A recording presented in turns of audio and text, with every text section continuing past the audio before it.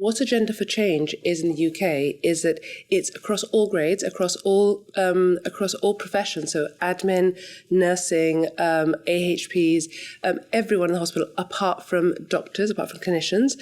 So Agenda for Change in the UK applies to everyone, and it's about looking where everyone is. We've had a couple of parity issues, so it's about looking about where everyone is, and compare it to their UK counterparts, band them so that everyone is banded fairly, so that the aim is that we can stop all discussions about additional allowances, etc., because everything is included in basic pay. So the idea is to look at the organisation as a whole and apply Agenda for Change across the organisation in its entirety. So we're currently talking to the unions, and there were a couple of issues before Christmas with the unions which we're hoping to sort out, so that to get everyone sitting around a table to discuss Agenda for Change. So essentially, are you regrading all the roles at the GHA? We're not necessarily regrading, we're looking at where they are compared to their UK direct comparator, and the aim is to get everyone on the right banding, so that everyone knows exactly where they are, and importantly, where everyone else is. The idea, as we said in the press release, is about transparency, it's about fairness across the entire body of the GHA. Can you guarantee that pay, allowances and roles will be protected, or could any of those things change under this reform?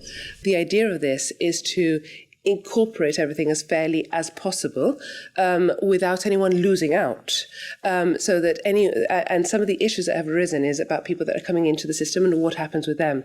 But the reality here is that this is not something, we're not reinventing the wheel.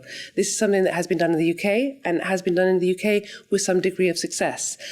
So there is an Agenda for Change document in the NHS which sets out exactly where everyone is on the bandings, etc. So what we're looking to do is pretty much mimic that in Gibraltar. Can you guarantee those pays will stay the same, though? Will anyone take home less than they were before? No, and no one will take home less than they were taking home before. And do you think Agenda for Change will be complete? And what do you think that will do for helping things settle at the GHA? So Agenda for Change is a long process because we have to look at each and every group of individuals. We've done the AHPs and the allied health professionals, and we've actually banded them in the way that they would be banded in the UK, and that took a month. We think that realistically we can complete Agenda for Change in a 12-month period, but we have to have the terms of reference set out first.